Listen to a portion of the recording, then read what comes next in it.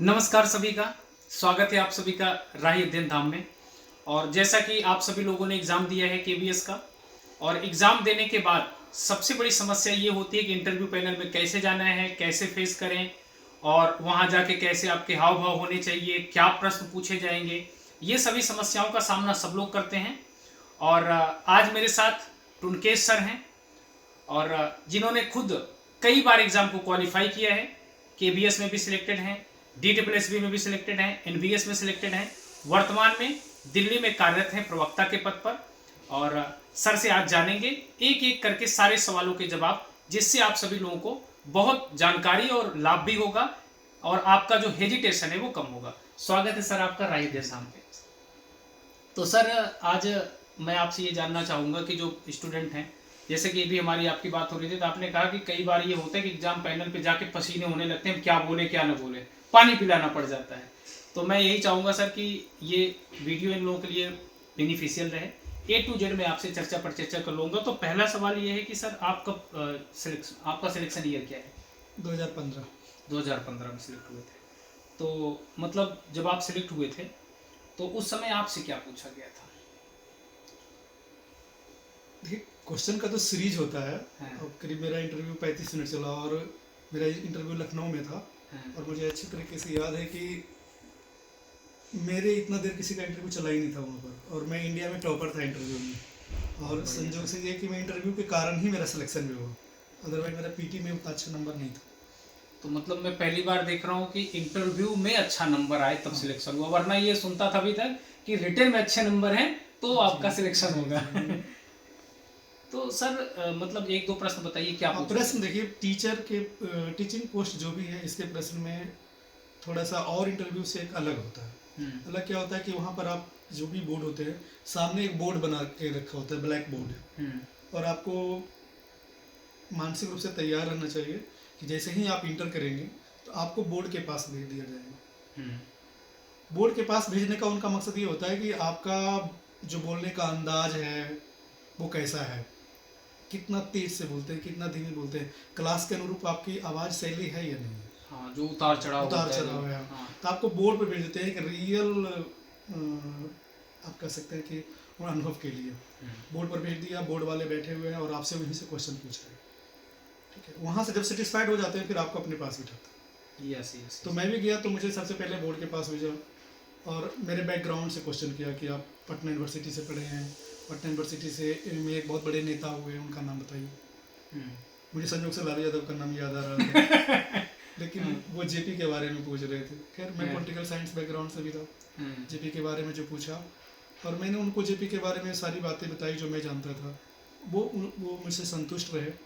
उसके बाद मुझसे किसी भी प्रकार का सब्जेक्ट से संबंधित कोई क्वेश्चन नहीं पूछा। तो पढ़वाए आपसे बोर्ड पे? नहीं, बोर्ड पे पढ़वाए नहीं। बोर्ड पे मैं गया और वहाँ पर से उन्होंने मुझे क्वेश्चन पूछा कि आप जेपी के बारे में बताइए। एक्चुअली वो यही सुनना चाहते हैं कि इनकी आवाज़ कैसी है, कितना तेज बोल रहे हैं, कितना धीमे बोल रहे हैं। अच्छा, ये धारा प्रभाव बोल पा रहे हैं या नहीं बोल पा रहे हैं। एक चीज़ सर मैं ये समझ रहा हूँ कि जैसे जब एग्जाम हो गया तो एग्जाम होने के बाद आयोग को पता है कि इनको सब्जेक्ट आता है, तभी आप सिलेक्ट हुए हैं। तो वहाँ वो एक्टिविटी, आपके पढ़ाने का तरीका, हाँ, कैसे आप चीज़ों को कन्वे कर पा रहे हैं? देखिए, दो तीन चीज़ें हैं कि जब आप बोर्ड के पास जाते हैं तो आपका कॉन्फिडेंस लेवल कैसा है। बोर्ड आप ब्लैक बोर्ड के पास जाकर कहीं परेशान तो नहीं हो रहे, क्या आपके उनके सामने बोलने में हिचक तो नहीं रहे, क्या आपका कॉन्फिडेंस लेवल लूज तो नहीं हो रहा है। इस तरह की चीज़ों को वो देखते हैं। अच्छा सर, अब पहला प्रश्न ये तो रहा सर के बारे में। अब आपके द्वारा मतलब जैसे आपको करना है उस हिसाब से पूछूंगा कि सर जैसे जब आप जाते हैं सबसे पहले तो ड्रेस क्या होनी चाहिए, कैसा पहनावा होना चाहिए, लड़कियों का भी लड़कों का भी? ड्रेस फॉर्मल रखिए, मौसम के अनुसार रखिए। ये नहीं कि ठंड के मौसम है और बिल्कुल एक शर्ट पैंट पहन के चले गए। चाहे कितना भी कीमती शर्ट पैंट होगा, ठंड में अच्छा नहीं लगेगा। आपको स्वेटर ब्लेजर जो भी ये करता है, आपको सुटेबल लगता है, आपके पर्सनालिटी पर सूट करता है, वो पहन के जाए। फॉर्मल जाए, यानी कि जीन्स पहन के चले गए, चाहे वो भी अच्छा नहीं लगता। शूज वगैरह स्पोर्ट या उनको? नहीं, स्पोर्ट नहीं, तो ड्रेस के अनुसार जो फॉर्मल बोल रहे हैं। फॉर्मल का मतलब है कि आप पैंट शर्ट, लेदर शूज, अगर मौसम गर्मी का है तो कॉटन का शर्ट पहन लीजिए, अगर जाड़े का है तो आप ब्लेजर स्वेटर। तो लड़कियों के लिए क्या सूटेबल रहता है, सूट या साड़ी? दोनों। लड़कियां अगर साड़ी में कंफर्टेबल है, साड़ी में जाए। ऐसा नहीं कि इंटरव्यू तो साड़ी पहन के ही जाना है, ऐसे भी कोई बात नहीं है। आप सूट में भी जा सकते हैं, जो कंफर्टेबल आप जिसको पहन के जा सकते हैं। और सबसे पहले जैसे सर गए विद्यार्थी वहाँ पहुँचा, अब उसको इंट्रोडक्शन कैसे देना है? देखिए, सबसे पहले जब बोर्ड में जाए आप खड़ा रहें, जब तक कि आपको बैठने के लिए ना कहा जाए। ये नहीं कि गए और गद से बैठ गए, ऐसा नहीं। आप जाइए, आप सबको नमस्कार कीजिए। एंट्री के साथ ही सबको नमस्कार, पार्टिकुलरली सबको आंख में डाल के, जितने भी मेंबर हों बोर्ड में, सबको नमस्कार करिए। मतलब फिर आपको पढ़ने के लिए, बैठने के लिए कहते हैं, बैठ जाइए। ठीक है, वो जो जो आदेश दें उनका पालन कीजिए। जो क्वेश्चन पूछे आप उनकी तरफ मुखातिब होकर के जवाब दें। बोर्ड में कई मेंबर होते हैं, तो जो मेंबर पूछ रहे हो क्वेश्चन, आप उनकी तरफ मुखातिब होकर के ही आंसर दें। हाँ, कई बार ये होता है जैसे प्रश्न पूछा, फिर हम अगले को सेटिस्फाई करने के लिए इधर घूम जाते हैं ना। हाँ, जब कोई काउंटर क्वेश्चन करे, फिर आप उनकी तरफ मुंह घुमा लीजिए। और बिल्कुल कॉन्फिडेंस लेवल वहाँ पर अच्छा, ये नहीं कि हड़बड़ा नहीं रहे, बिल्कुल आंख में आंख डाल करके बात की। और दूसरा सर, जैसे इंट्रोडक्शन तो हो गया, अब उसको हिंदी में दें या इंग्लिश में, कैसा होना चाहिए? देखिए, अगर आपको अंग्रेजी नहीं आती है तो अंग्रेजी में क्या देंगे आप? जाहिर है कि जिस लैंग्वेज में आप दे सकते हैं उसी में देंगे। अगर आपको इंग्लिश आती है तो इंग्लिश में दीजिए, नहीं आती है तो नहीं दीजिए। हाँ, अगर दोनों आती है तो जिस लैंग्वेज में आपसे क्वेश्चन पूछा जा रहा है, आपको चाहिए उसी में जवाब दें। अगर बोर्ड में इंग्लिश में क्वेश्चन पूछ रहे हैं आपसे और आपको इंग्लिश में आंसर आती है तो इंग्लिश में दीजिए, यदि नहीं आती है तो फिर आपके पास कोई ऑप्शन ही नहीं है दूसरा देने का, हिंदी में देंगे। क्योंकि सेंट्रल का ये टीचर हैं आप, तो पूछ सकते हैं, नॉर्मल सी बात है, कुछ थोड़ा बहुत एक दो प्रश्न पूछ भी सकते हैं। आप मानसिक रूप से तैयार रहिए उसके लिए, लेकिन ऐसा कुछ नहीं है। मेरा पूरा इंटरव्यू हिंदी में चला था, मेरे साथ जितने भी सबका हिंदी में चला था, ऐसा कुछ नहीं है। नहीं, ठीक है सर, मान लीजिए अगर उन्होंने पूछ लिया, हाँ, पूछ लिया, ऐसे हाँ, प्रश्न पूछ लिया। चूंकि सेंट्रल स्कूल्स, नवोदय विद्यालय, ये सब इंग्लिश मीडियम के स्कूल हैं, तो इसके लिए मानसिक रूप से तैयार रहना चाहिए कि आपको इंग्लिश में भी बोलने के लिए कहा जा सकता है, और आपके पास ये एफिशिएंसी होनी चाहिए, डिजायरेबल भी है। लेकिन एक बात याद रखना, वो बहुत कोई कठिन चीजें नहीं पूछेंगे सर, शब्दावली बहुत इजी होती है, मिनिमम होती है। हाँ, और अगर आप नहीं बोल पा रहे तो हिंदी में दीजिए, बिल्कुल दी। मैं कह रहा हूँ, मेरा इंग्लिश थ्रू आउट हिंदी में मीडियम में चला है, और मैं पूरे इंडिया में टॉप किया था इंटरव्यू में, 31 नंबर आए थे 50 में, और मैं उसी के बेस पर सेलेक्ट हुआ। मैं एक शब्द भी अंग्रेजी नहीं बोला, क्योंकि मुझसे किसी ने पूछा ही नहीं। अच्छा सर, एक चीज और बताइए कि क्या क्या क्वेश्चन पूछे जाते हैं? जैसे एक रेशियो होता है कि मतलब इस टाइप के प्रश्न पूछे जाते हैं, आपको तो पता ही है, तो क्या क्या प्रश्न? देखिए, सबसे पहले तो आप अपने बैकग्राउंड पर एक तैयार कर लीजिए नोट, आपका घर कहाँ है। अगर वो हिस्टोरिकली, कल्चरली या किसी इकोनॉमिकली या कोई भी तरह से अगर महत्वपूर्ण है तो उसके बारे में क्वेश्चन तैयार कर लीजिए। ठीक है, उसके बाद आपकी जो जहाँ से पढ़ाई हुई है, जिस यूनिवर्सिटी से, उसके बारे में थोड़ा सा अध्ययन कर लीजिए, क्या वो किस तरह से महत्वपूर्ण है। एक तो बेसिक चीज़ ये है, अपना नाम, अब अगर नाम का अर्थ स्पेशल है कुछ तो वो सब देख लीजिए। फिर देखिए, इंटरव्यू बोर्ड में का मेन उद्देश्य ये होता है जानना कि आप एक्सप्रेस कैसे कर पा रहे हैं। आपका नॉलेज परखना उतना उद्देश्य नहीं है, वो ऑलरेडी हो चुका है। तो अपने आप को जो भी पूछा जाए उसको अच्छे से रिप्रेजेंट करना है, सही तरीके से, सही हाव भाव के साथ। अनावश्यक हाव भाव नहीं करना है कि हाथ हिला रहे हैं, मतलब आँख मटका रहे हैं, चाहे कुछ ऐसा कर रहे हैं। तो जो हाव भाव एकदम परफेक्ट हो वही रखें। हो सके तो आप टेबल के नीचे हो तो हाथ एकदम ऐसे बैठ के बात करें, अनावश्यक मतलब हाथ का भावभंगिमा ना दें। हाँ, आराम से पुल करके नीचे रख के अपना बात कर सकते हैं, जरूरी नहीं कि टेबल है तो ऐसे हाथ से कर दी। और क्वेश्चन देखिए, वहाँ पर अनप्रेडिक्टेबल क्वेश्चन है, आप चाहे कितना भी तैयारी करके जाएं, आपसे कुछ ऐसे क्वेश्चन पूछे जाएंगे जो मौलिक होगा, जिसकी तैयारी आप करके नहीं गए हैं। अगर आपको आता है तो आप अच्छे से उसका आंसर दीजिए, नहीं आता है सॉरी बोल करके। हाँ, एक बात याद रखना सर, मैं बताना चाहूँगा, मुझे जो अनुभव है कि जरूरी नहीं कि आप सारे प्रश्न का आंसर दें। बिल्कुल।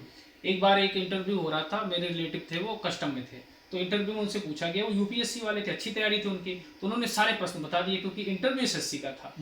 तो एग्जामिनर भी उनसे पूछता चला गया, फिर बाद में उसने कहा अच्छा एक प्रश्न और बता दो, तुमको 100 अंक दे दूंगा, और वो जानता था उसको नहीं बता पाएंगे। तो उसने चाइना के एक ऐसे गेम का छोटा मोटा जो था उसका प्लेयर पूछ लिया, बताओ, वो तो इंपॉर्टेंट था ही नहीं, तो वो नहीं बता पाए। यद्यप उनका इंटरव्यू अच्छा था, लेकिन हाँ, एक बात याद रखना, ये जरूरी नहीं कि सर सारे प्रश्न का जवाब आप दे सकें। दे सकने वाले हैं ठीक है दीजिए, नहीं दे सकने वाले कोई मायने नहीं। मैं कुछ इसमें और बताना चाहता हूँ। आप अपने जो टीचिंग में गैप है उसको फुलफिल कर लीजिए कि गैप किस कारण से है। हाँ, ठीक है, अगर चूंकि तैयारी लंबा दरमियान होता है, तैयारी के बीच में बीए बीएड के बाद हो सकता है 2-4 साल खाली हो, तो उसको फुलफिल कर लीजिए। आप ये कह सकते हैं कि हम कोचिंग में पढ़ा रहे थे, चाहे ये कर रहे थे, पर खाली नहीं छोड़ना है गैप को, वो अच्छा नहीं माना जाता। कभी भी डीएसएसबी के, इस डीएसएस में तो इंटरव्यू नहीं होता, केबी नवोदय के एग्जाम में ये मत कहिए कि मैं यूपीएससी की तैयारी कर रहा हूँ, या पीसीएस की तैयारी कर रहा हूँ, Definitely. इसको बिल्कुल निगेटिव जाता है। उनको ये पूरा लगेगा कि आप नौकरी छोड़ देंगे, और ये अच्छा नहीं होगा। आप कभी नहीं बताएं कि हम यूपीएससी या बीपीएससी अलग तैयारी करते हैं। बिल्कुल, आप बिल्कुल बताएं कि मैं कोचिंग में पढ़ा रहा हूँ या कब तैयारी कर रहा हूँ, उसको इस तरह से प्रिपेयर कर सकते हैं। तो सर जैसे आई कांटेक्ट होता है, जैसे हम लोग कर रहे हैं ऐसे, तो आई कांटेक्ट रखने का एक तरीका होता है कि आदमी उसको कैसे मेंटेन करे, कैसे रखे। बहुत लोग नहीं बोल पाते हैं, देख के ऐसे नीचे नजरें कर लेते हैं। नहीं, ये तो हमारे व्यक्तित्व में सुधार के उन्हें एक तरह से करने की जरूरी है। हम आई जो भी पूछे एकदम नहीं, गुस्से में भी नहीं, बिल्कुल प्यार से उनकी तरफ देखे, आई कांटेक्ट मेरे जो भी क्वेश्चन पूछ रहे हैं, और उनको उसी वे में जवाब। जो पूछ रहा है आप आई कांटेक्ट उससे आप बना के रखिए, है ना। जैसे ऐसे आप बात कर रहे हैं तो आप उसे समझाइए, है ना। बार बार नीचे नजरें करने की जरूरत हाँ नहीं है, इधर उधर देखने की भी जरूरत नहीं है, या ऊपर। कई मैंने देखा है, कई बार मैं बोर्ड में भी इंटरव्यू लेता हूँ तो बच्चे ऊपर देखते रहते हैं, या हाथ देखते रहते हैं, या कहीं और देखते रहते हैं। इस तरह से नहीं देखना है, आप सीधे जो पूछ रहे हैं उनको बताइए। हाँ, इसके लिए एक अभ्यास और कर सकते हैं आप 2-4 प्रश्न दीजिए अपने घर वालों को, किसी को दीजिए, आपसे वो पूछिए, आप उसे देख के बताइए, है ना। ये थोड़ा सा वो कर लेना। और दूसरा सर, कैसे इंश्योर करें कि इंटरव्यू, मतलब जैसे इंटरव्यू हम दे रहे हैं, है ना, कैसे खुश रहें, कैसे लगे, मतलब मेंटेन करें, क्योंकि हाव भाव भंगिमा वहाँ बदल जाती है। उस चीज़ का कैसे करें? एक चीज़ तो है कि आप जाने से पहले थोड़ा पानी वानी गला वला तर करके जाएं जब इंटर करें, और घबराना नहीं है। मैंने आपको पहले भी बोर्ड से ये पहले बताया था कि एक साथी हमारा था, मुझसे जस्ट पहले उसका इंटरव्यू था नवोदय में। वो नवोदय का पढ़ा हुआ था, उसके बोर्ड में प्रिंसिपल भी थे, फिर भी जाकर के वो इतना डर गया कि उसका गला सूख गया, फिर बोर्ड में उसे पानी पिला। तो घबराना नहीं है। मैक्सिमम क्या होगा, आपका सिलेक्शन इस बार नहीं होगा, लेकिन घबराने से सिलेक्शन नहीं होगा, ये उसी समय तय हो निश्चित हो जाता है। वही तो देखना चाहते हैं सर, सब्जेक्ट की नॉलेज तो वही पहले है, देख नॉलेज चुके हैं। बिल्कुल बिल्कुल बिल्कुल। तो ये कुछ जवाब रहे और मैंने सर से पूछा, और बहुत योग्य सर हैं। और जैसा कि बताया, इंटरव्यू बहुत लोग करा रहे हैं, दे रहे हैं, लेकिन आपके सामने में एक ऐसे सर को लाया, एक ऐसे रिस्पेक्टेड सर को लाया है जिनका इंटरव्यू सबसे टॉप पे हुआ था। तो ये बहुत बेसिक चीज़ें हैं, आप अभ्यास करते रहिए। बाकी आपको जाके वहाँ पढ़ाना कैसे है, क्या क्या टॉपिक होना चाहिए, जैसे शुरुआत में सर एक टॉपिक वगैरह वो देते हैं, आप पढ़ाइए हाँ, अपने आप। आप एक टॉपिक ना तैयार करके, कभी कभी बोल देते हैं कि आप खुद से एक टॉपिक ले लीजिए, खुद से एक टॉपिक मोस्टली वही देते हैं सर, वो नहीं कहते इस टॉपिक पढ़ाइए। नहीं, कभी दोनों बातें होती, कभी वो टॉपिक दे देते हैं और कभी कहते हैं कि आप खुद से इस क्लास का एक टॉपिक लेकर के, तो अपने से एक तैयार करके भी जाना है। अगर वो ऐसा कह दिए तो तैयार होंगे, ठीक है। अगर वो कह दिए, वो ज़्यादा देर पढ़ाने नहीं देते हैं, यकीन मानिए कि आपको 1-2 मिनट ही बोर्ड पे रहने देंगे। ऐसा नहीं कि आधा घंटा आपसे लेक्चर लेंगे, बस वो देखना चाहते हैं कि आप बोल कैसे रहे हैं, आप एड्रेस कैसे कर रहे हैं, चीज़ों को आपका खड़ा होने का तरीका कैसे है, आपका बातचीत करने का तरीका कैसे है, आप कांप तो नहीं रहे खड़ा होने में बोर्ड के पास, आपका ड्रेस ठीक तो है, टीचर के अनुरूप तो है, बस। और आपका बोलचाल, उतार चढ़ाव, आवाज़ इतना तेज़ नहीं होना चाहिए कि क्लासरूम से ज़्यादा हो, आवाज़ इतना भी धीमा नहीं होना चाहिए कि क्लासरूम में सुनाई नहीं पड़े। इन चीज़ों को वो देखते हैं, आपका वो नॉलेज नहीं टेस्ट कर रहे हैं।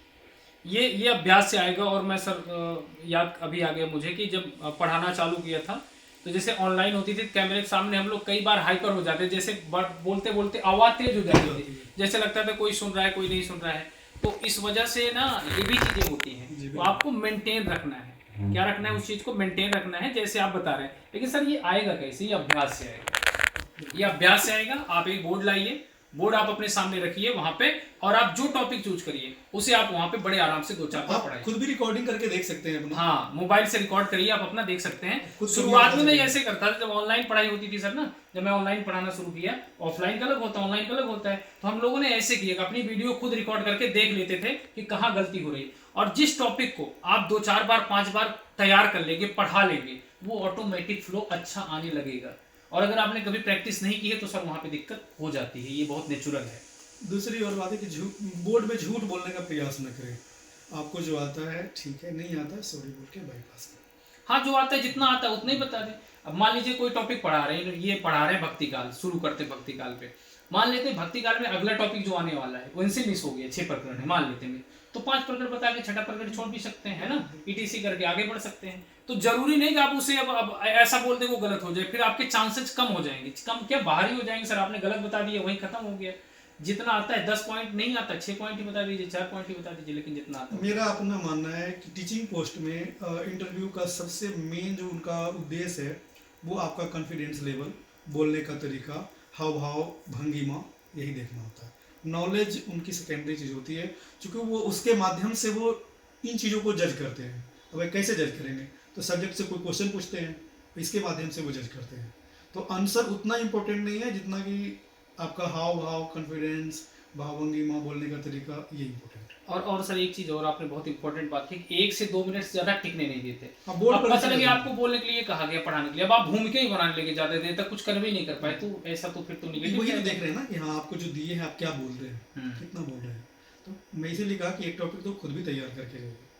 तो जैसे आपको पढ़ाने के लिए बोल दिया गया कि आप पढ़ाइए, तो आप जो टॉपिक है अपना शुरुआत कर सकते हैं, जैसे आप बच्चों को पढ़ाना है उस हिसाब से, कि ये रहा आदिकाल, आदिकाल के इतने खंड हैं, है ना, ये 4 प्रकरण हो गए, पहला प्रकरण क्या है, दूसरा प्रकरण क्या है, तीसरा क्या है, चौथा क्या है, परिस्थितियां कैसी थी, सामाजिक परिस्थितियां, आप अच्छे से 1-2 मिनट में अच्छे फ्लो में और इसमें कभी कभी बोर्ड वर्क है, जैसे बोर्ड पे लिखना है, तो बोर्ड वर्क में क्या होता है, मैं खुद, मेरी गलती होती थी कि मैं भारत अगर लिखता था तो इतना बड़ा भारत होता था। आपको बोर्ड वर्क अच्छे से आना चाहिए, जो बच्चों को दिखाई भी दे और इतना छोटा ना रहे कि वो दिखाई ना दे, इतना बड़ा ना हो कि और लगे। तो बोर्ड वर्क पर ध्यान देना, अगर बोर्ड पर आपको भेजा जा रहा है तो अपना बोर्ड वर्क बढ़िया कर ले, थोड़ा प्रैक्टिस।